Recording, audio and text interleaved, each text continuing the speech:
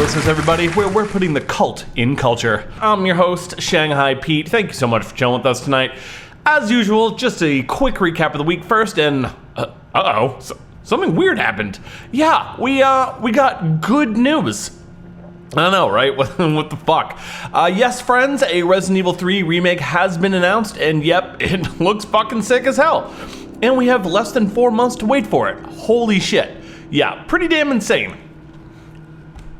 And speaking of pretty damn insane, the seemingly good news we got this week didn't end with the Resident Evil 3 trailer. We also got a trailer for Ghostbusters Afterlife. And while yes, I am going to put this in the category of good news, that doesn't mean I really thought it was good. But I didn't really think it was bad either.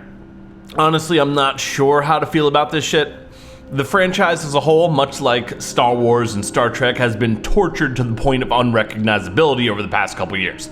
This whole woke culture phase, or whatever you want to call it, made worse by the entertainment industry's apparent lack of an ability to come up with any new ideas, the SJW crisis, and the hyper-monetization of absolutely everything has made it almost impossible for me to look at anything without a severe sense of skepticism. Nowadays, we're basically conditioned to view everything, especially products from what used to be trusted and beloved franchises, through a lens of suspicion and distrust. What have they done to it this time? What's the agitation propaganda angle? How are we going to be attacked and smeared if we don't like it? Whose agenda have the characters and story been sacrificed to? When will our expectations be subverted? It's fucking awful. As I said before, we live in hell. In what other world could news of a new Ghostbusters movie be greeted with anything other than joy and excitement? Yes, friends, I'm sorry to report that I cannot yet say whether or not I liked the new Ghostbusters trailer. I definitely didn't dislike it, but I'm sorry, I just don't trust anything to simply be itself anymore. Though I will say I'm automatically worried by the presence of a corny subtitle in place of simply a numeral like 3. Makes me think they're not confident it's going to be good. Oh, and I also really love how pissed off all the people that like the 2016 movie are about this. That's really great. That alone makes me want to like this new one.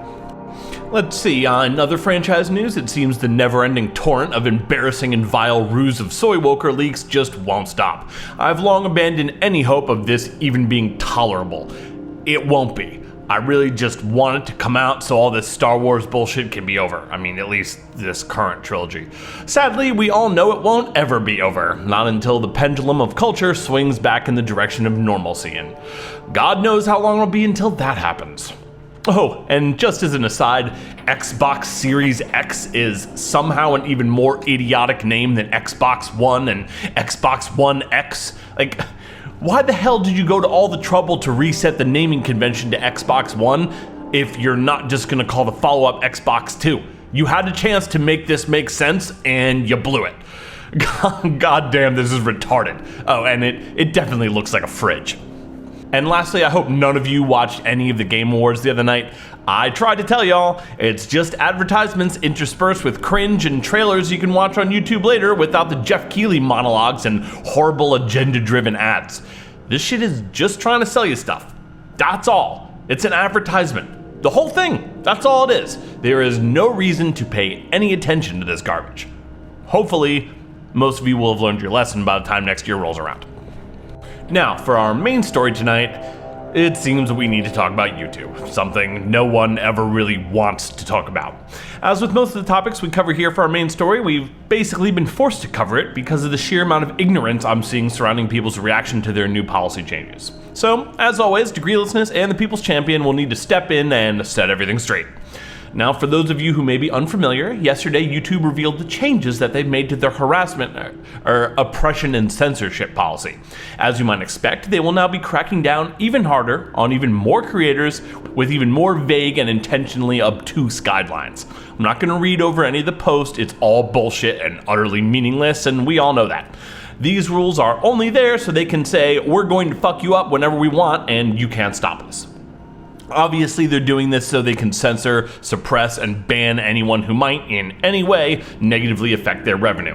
No one believes that they really give a shit about all this virtue-signaling buzzwords that they're throwing around to justify this. They're just doing that to obfuscate their real agenda and make themselves immune to criticism while doing so. Now, here's where all the confusion comes in. People everywhere, it seems, are outraged and shocked. There's a lot of talk about YouTube betraying their users and content creators and that the YouTube party is over. I'm sorry, what? At what point exactly was anyone under the impression that YouTube gave a single fuck about any one of you outside of the money that you make them? You're there to help them sell ads. Nothing else. They don't care about you, your art, your creative expression, your content, your audience, your family, your income, fucking nothing. They don't give a shit, and they never have. So there's nothing to betray. The only thing that they care about are their shareholders.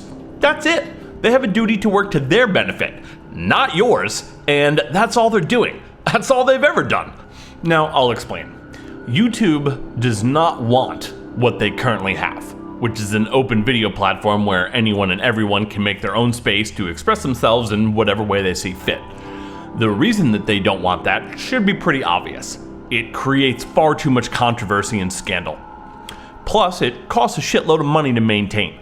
Controversy and scandal also are bad for business, especially when your business is selling ads on the content that's causing all the controversy and scandal in the first place. So no, they don't want to be this. They don't want me, you, the Quartering, It's a Gundam, or anyone else like that on here. They want approved mainstream voices that will toe the fucking line and don't cause any trouble. What they want is to be a Google streaming service like Hulu, Disney+, Apple TV, etc. Those are Google's big competitors, and they've been trying that kind of shit with stuff like YouTube Originals. How's that been going? Yeah, exactly. And for another thing, as I mentioned, YouTube is hideously expensive when you compare it to other platforms like that. I don't know how much more exactly, but just think about the kind of infrastructure you need in place to support 30,000 hours of video uploaded every hour. That's fucking madness. Again, I don't know exactly how much that costs, but I'm sure that it costs more than just allowing people to stream a couple seasons of The fucking Office.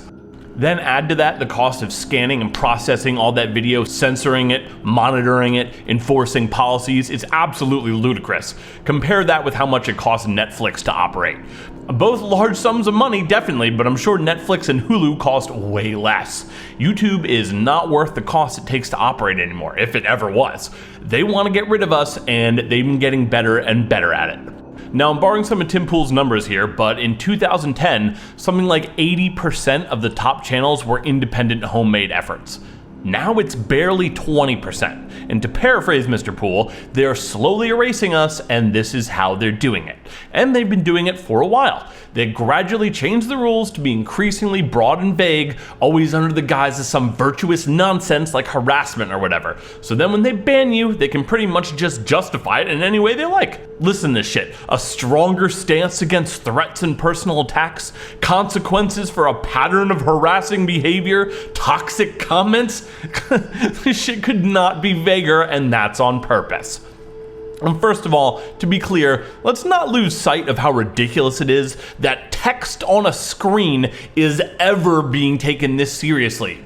Everybody gets offended, everybody demands to be protected from the mean words on the LCD screen, and YouTube and other outlets are more than happy to oblige and come to the rescue of the poor, harassed, and bullied masses. Oh God, it's so terrible. Please protect us, please help us, please save us from the mean words. I simply don't know how to go on living when being confronted by all these terrible words all the time whenever I want to look at Facebook or leave a comment on some stupid YouTube video. Well, they're only able to keep doing this because people ask for it. This is the kind of world we live in now, where people are actually asking to be censored. And companies, of course, use that to push their own agendas. You know why it seems so absurd to us normal people that anyone cares that much about things that are said on the internet? That anyone would ever actually feel offended or attacked by text on a screen they can turn off or stop looking at any time? Because it is fucking absurd, and everyone knows that. No one, anywhere, is really upset about any of this shit. And no company like YouTube, Twitter, Twitch, or whoever actually gives a fuck. Everyone's just pretending so that they can leverage the outrage as a virtue shield to justify increasingly authoritarian censorship on their platform. Then the platform becomes safer and sterile, ad buys go up, and so do their profits. That's all this is. Who's surprised?